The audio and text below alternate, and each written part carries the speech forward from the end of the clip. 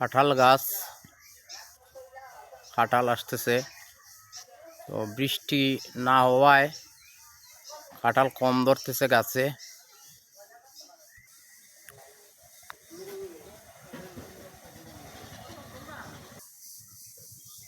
এই যে দেখতেছেন, এগুলোকে গ্রাম্য ভাষায় বলে মুগুরি, অর্থাৎ মুগ ডালের মতো স্বাদ।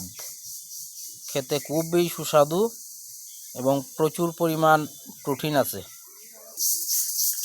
আপনারা একটি শব্দ শুনতে পাচ্ছেন, এই যে ঝিঝি পোকা ডাকছে, যেগুলো আমাদের গ্রামে পাওয়া যায়। ঝিঝি পোকা, ছোটো ছোটো পোকা, অনেক শক্তে ডাক দেয়, শুনেন।